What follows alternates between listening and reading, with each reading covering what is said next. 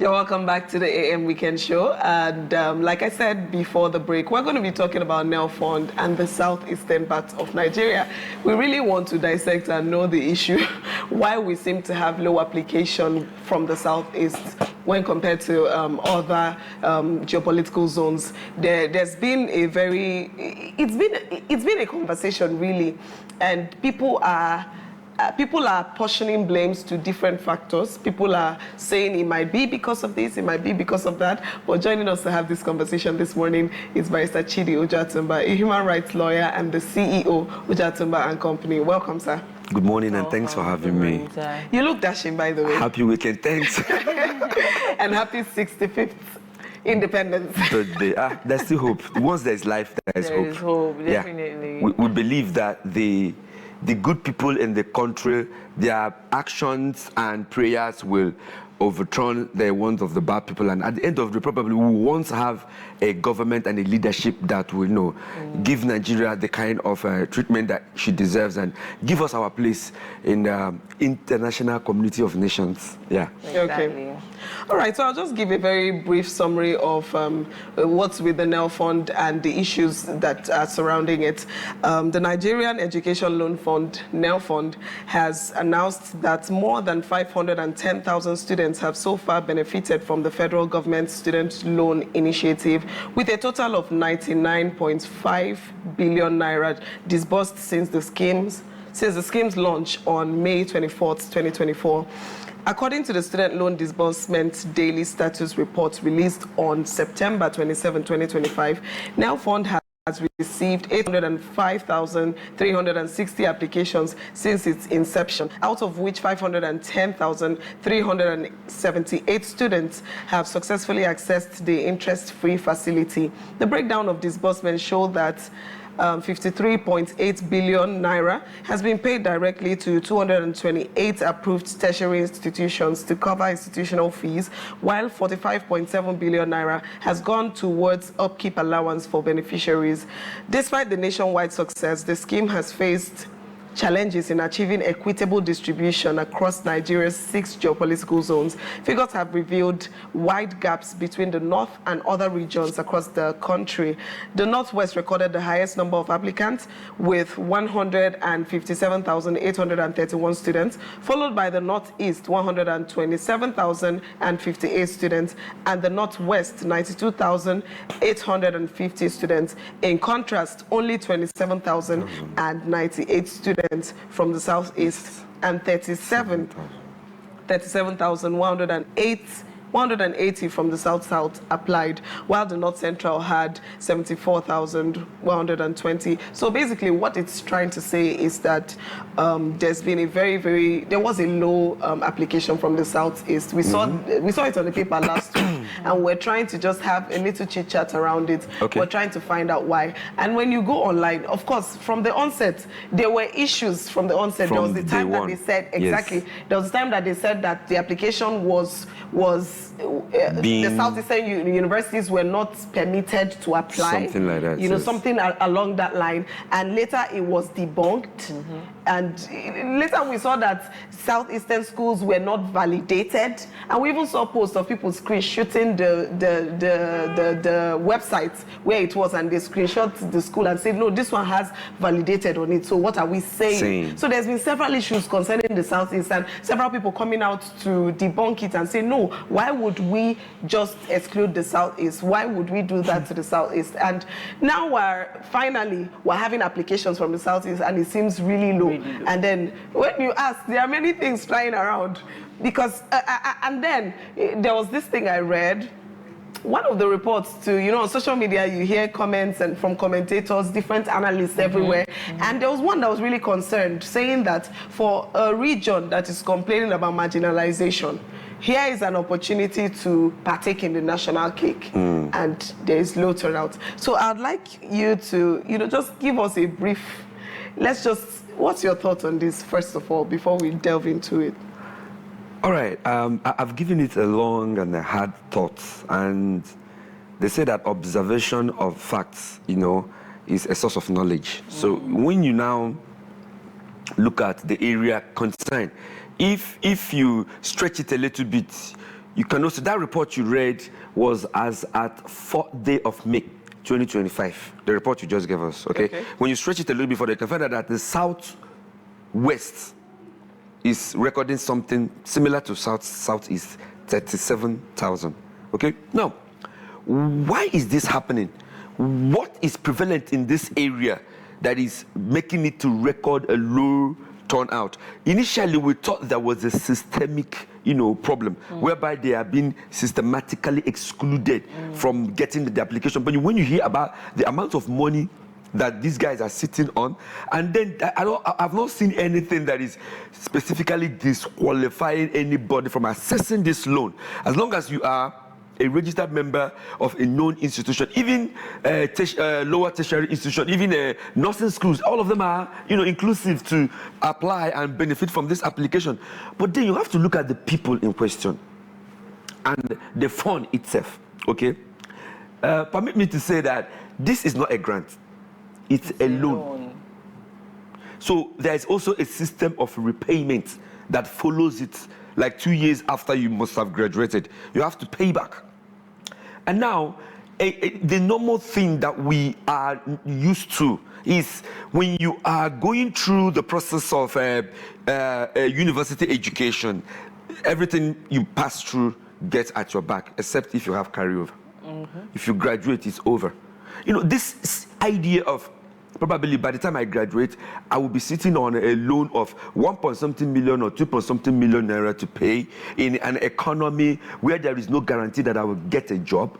Okay, in an economy where there's no guarantee that I will have access to loan to start up my own business immediately as I graduate. I mean, in an economy that the inflation is on the high side, in an economy where the government is borrowing money right, left, and center, in an economy whereby insecurity have deterred foreign investment, in an economy whereby the rate of unemployment is hitting the roof. So there are so many socio-cultural determinations that are really, really affecting these people that you are talking about.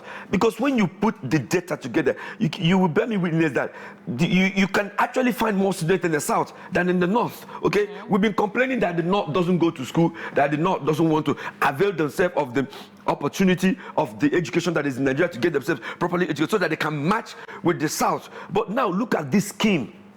And now you can bear me witness that there are so many socio-cultural determinations that are deterring people from the South from participating in it. I don't even think that marginalization is one of them. Like she rightly pointed out, this is one thing that can unbundle marginalized. If you are being marginalized and you don't have money to go to school and this opportunity, look, let me tell you, an Igbo man would prefer borrow from relatives to send their kids to school than filling form to borrow money from government to pay back at the end of the day. There are ways to solve their problems, okay? There are so many socio-cultural determination that you have to factor into this low turnout of application, okay? Besides, if the economy is exactly the way it should be, this scheme is meant for less privileged and poor people. If you can pay your children's school fees, why taking a loan that you have to pay back at the end of the day? Come on, let's talk about it. If you can afford to pay the university tuitions of your kids, let's take for instance they are 3 or 4 or 5. If you are gainfully employed, if you are doing a business that gives you a very good profit and outcome to take care of your family, why accessing this loan? So if you go abroad in the United Kingdom, this type of loan is for the less privileged, okay? For those who are visiting students and they don't have more job to pay for their tuition, you can access this loan because definitely you will pay back. What if there are things like if you don't pay back, you will not be able to collect your certificate when you graduate, or you will not be able to be allowed to do your what they call a transcript when you want to travel abroad. There could be so many things that could deter you. So you are under pressure not just to graduate with a good degree, to graduate and start up a business of your own, and also to be gainfully employed, to be in a position to gradually pay back this loan within 2 years. It could really, really break graduated student. I'm being honest with you. So in other words, it's not basically about the conspiracies, people saying it's a kind of marginalization. No, I don't think so. It's basically social culture. Yes, I don't think so. There are so many social-cultural things that are behind it. What are these people known for? Why would they access this loan? No, give me a clue. Why would they access this loan? Because they don't have money.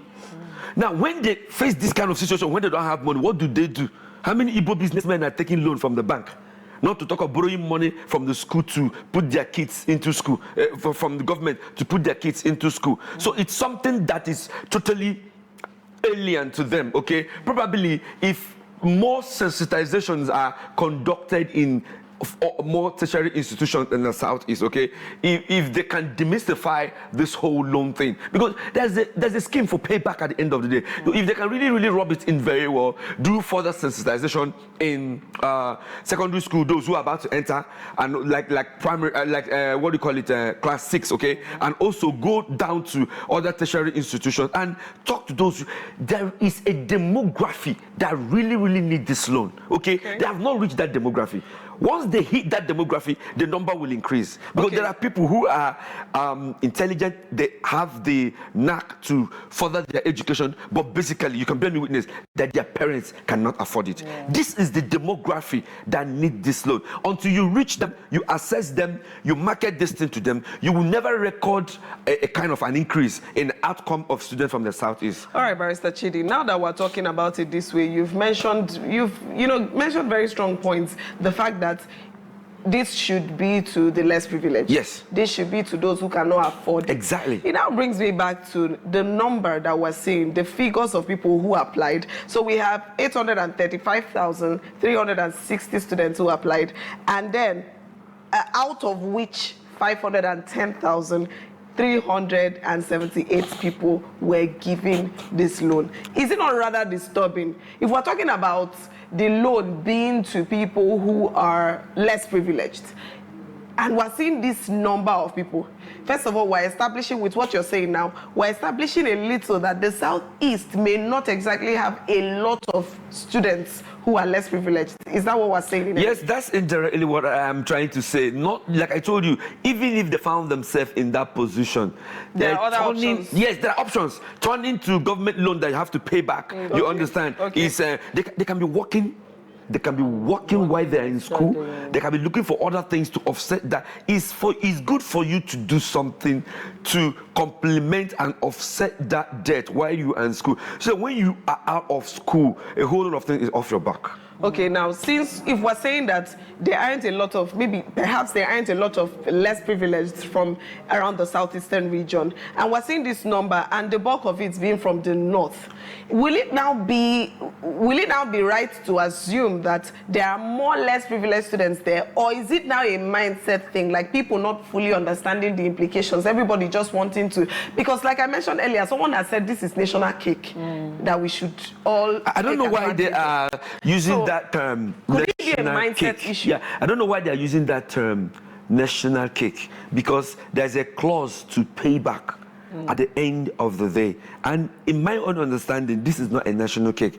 The federal government is not throwing a tuition party, okay? You have to pay back, and there is time limit for you to pay back.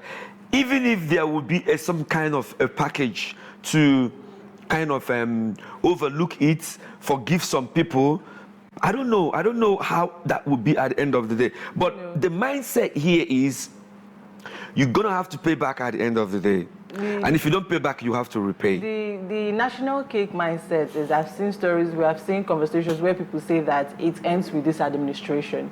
That once this administration ends, it may not continue. It will not continue. And anybody that's who takes the loan, there may not even be a kind of a system to get it back. It's a possibility. We can discuss that. It's a possibility. That, one of the things scaring people away is that there is no structure. There's no steady structure around, things. But anyone can debunk that allegation, because if you look at the legal and if you look at the legal infrastructure that the federal government has put in place, you understand, for Nelfund, you can bear me witness that it was backed backed up with a functional legislation. It was backed up by law. It's not just a government pronouncement. It's not just a political promise. You understand? It was backed up by law. So if you come, it's like national lottery. It's backed up by law. So if you come, there's no need for defunding it. You understand? Because the only thing that you can do to kill the scheme is to defund it. When students make an application and those there tell them that they have not even been paid salary for the past 6 months, and there's no money in the coffers of the scheme to give you for you to go to school, you've automatically killed it. You understand? Instead of repealing the law that brought it into existence, you can defund it, okay? Or you can probably use an executive order, you understand, to scrap it. But be that as it may, I don't think it's something that could easily be overlooked, okay, by an incoming administration because of the sacrosanct nature of it. I believe that in the nearest future, we could start hearing testimonies of those who could come and say, it could not have been possible for me to gain university education if not for this loan. Whether you have paid back or whether you have not paid back. It could be a whole lot. You can make a campaign promise out of this, you understand? We can, it will help a lot of people to access education. Let not overemphasize that. But when you sit back, you can bear me witness that those of our brothers over there in the north, you understand, whenever something that has to do with the government scheme comes out, they always embrace it, okay? If you look at the number of those who have attained the age of 18 years and who have gone back to do re-registration now with INEC, you can also bear me witness that the one of the north is stopping, okay? It's not just this one. The one of the north is stopping. Their youths are more egalitarian, their youth are more engaging, their youth are, I don't know, they may not be on the internet all the time, but they have a way of disseminating information, even down to the grassroots. So why is it so? Yes. Why does it seem like every other region lack that, should I call structure. it a relationship or structure with the government? Something will happen in Lagos, you understand, within a fraction of a percentage second, someone in Damaturu, you understand, have taken precaution as a result of that. It's intelligent. It's a way of dissemination of information. These are small radios and through their mosque. Anything that happens, once they go through the mosque on a Friday, their imam would equally help to inform them, educate them more on what to do. It's an avenue that they have used to carry out a lot of campaign, getting down to the grassroots, which our people have not, really thought it necessary to. Because when you count the number of churches, you understand, in Nigeria, it outweighs the number of mosques. In the whole of Enugu, you might count like 3 mosques, but don't even try to count the number of churches in this city. You understand? So if they can, in a street alone, you can say like maybe 100. So if they can also unify and use the church structure as an avenue of disseminating important social and political information dispassionately, irregardless of your own denomination, so that people can know that if a pastor comes and say, if you are above the age of 18 and you are in this church and you don't have your voter's card, you will not worship with us next Sunday. Whether he does this or not, that has sent a signal that this is important. You understand that you must do it. So they have to look for a way to rub this thing in within the social cadre, so that there can be well sensitization of information, that people can go out and get these things and also know the importance of this fund. Like I said, it's not by force. You have to pay back. When you assess yourself and your family, you ask yourself, do I really need this? If you need it, come on, go ahead and assess it, okay? Go ahead and assess it. It's a national benefit for everyone that have the capacity to assess. But what my worry now, I really have to look into data, is that why have there been students who have applied for this and they have not been able to assess it? Is it as a result of the academic qualification, or as a result of the region where they are coming from, or is it as a result of any standard that may have, or clause that may have been placed on ability of people to access this loan, which we, all right, the media and activists are not aware of? Why are there too many rejected applications at the Nelfund. Yeah. Someone really have to do an investigative journalism into this to find out what's going on there, so that they can come back and re-educate people. Probably it could be by way of application. How are you applying? If they cannot access the institution where you are coming from, or rather the course you are something must be making that or recording that large number of rejections. Yeah. Anyway, away from the rejections, I truly like the fact that you brought in the voting into. You brought that as an example. The fact that we don't have a lot of participants from the east compared to the north. Yeah. What does these disparities say about the behavior of those in the southeast? Let me tell you. Government policies. Okay. Because we're talking a lot about marginalization. Let's start checking this thing from the roots. Let's know where it's really coming from. Now, you're romancing with the tail of a lion. You understand? I truly do. You know, this is a understand it. very deep discussion. Okay, you can unpack it in an edition because it starts back from time of independence, way back to Biafran War, and the promise of the government to rehabilitate this region after the Biafran War. How were they treated? All the people that had money in the account, you understand, were they able to get them? How much was given back to them? You see, there's this political consciousness, you understand, that the Biafran War gave to us. It made us feel like we're on our own. Nobody's coming to help you. Fight for yourself, okay? Try to see how you can survive on your own.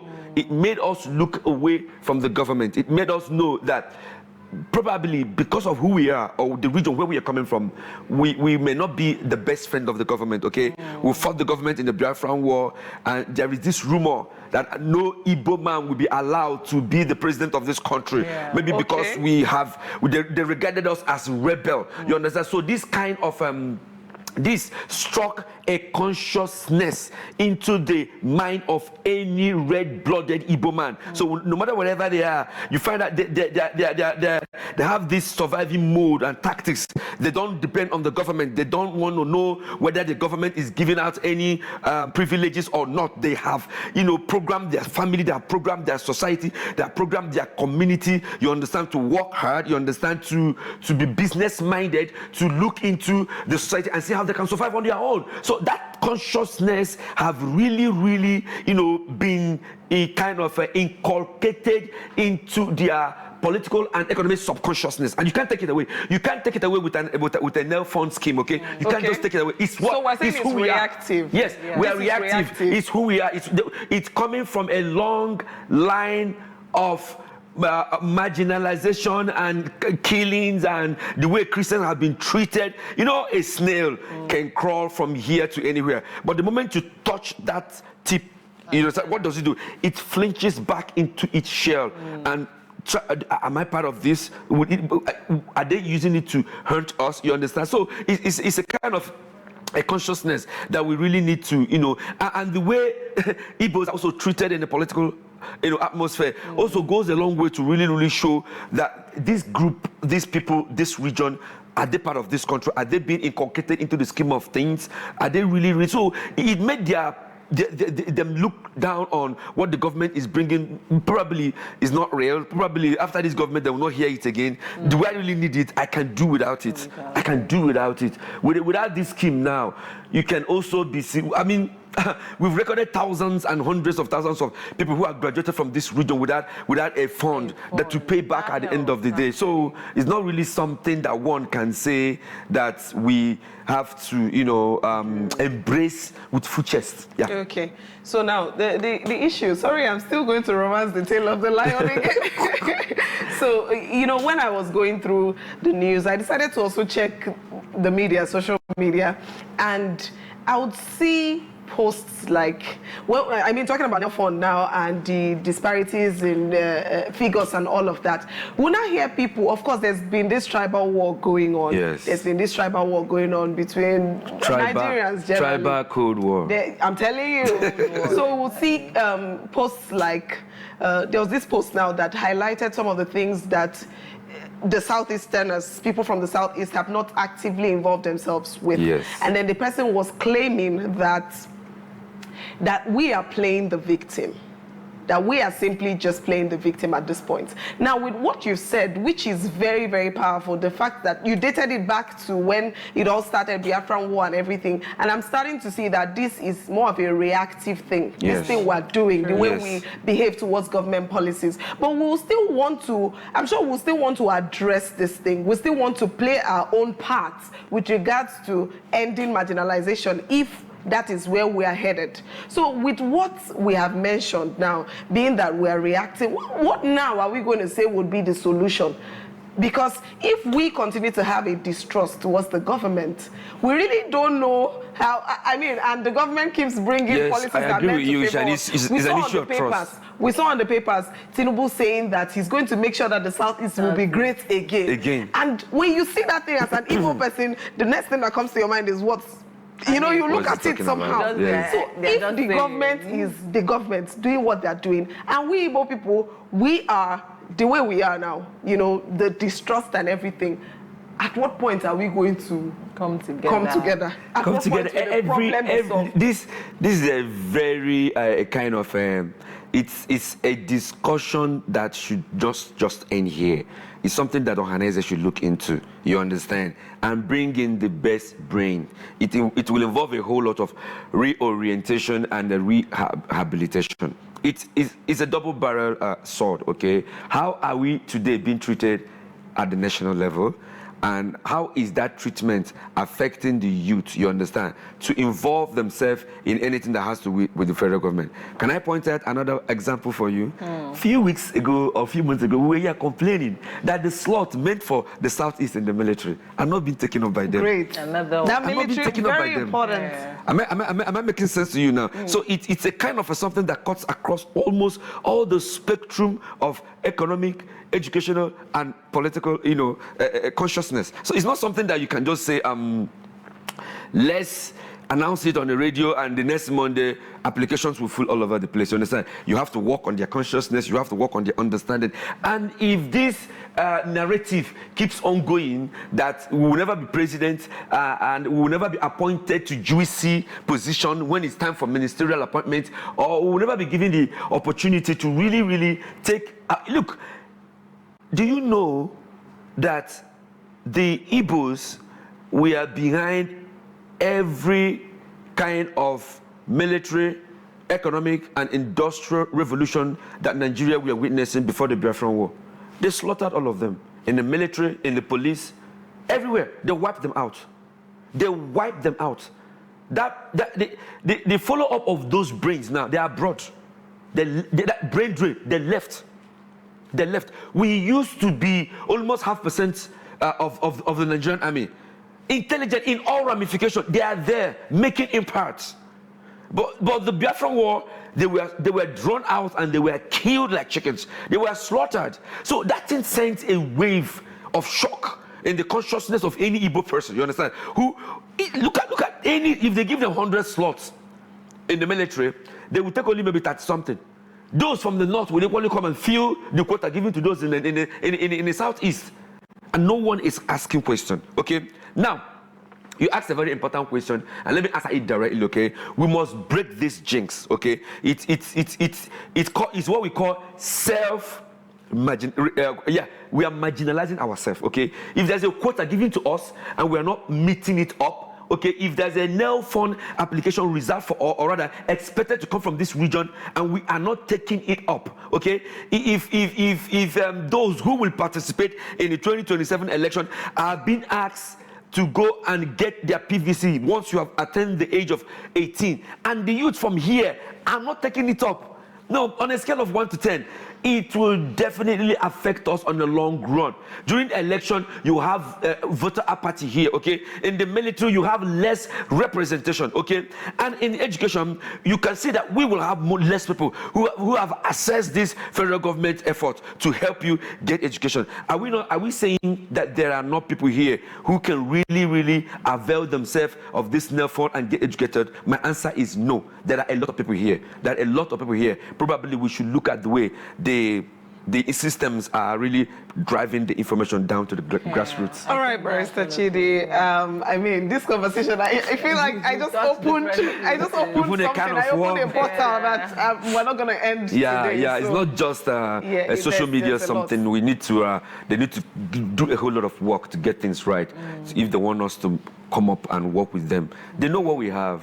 Unfortunately, they know what we have. They know who we are. Unfortunately, we've run out of time. Hopefully, we get to continue this conversation and look at it from different angles, because I think it's very necessary for everybody in the southeastern part of Nigeria. Everybody.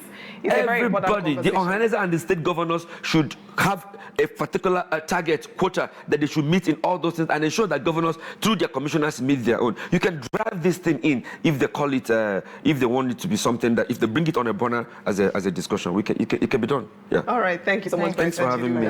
Always a pleasure. That was Barrister Chidi Ujoatumba, a human rights lawyer and the CEO of Ujoatumba Company. Up next on the AM Weekend Show is another very amazing conversation. We're in the festive period, we're in the festive season. It's a few days to Christmas, if you ask me. Yes. And we're going to be looking at ways that we can maximize this season. And joining us is an amazing cook and event planner. Of course, you know that this is their season. So don't go anywhere. We'll be right back after this short break.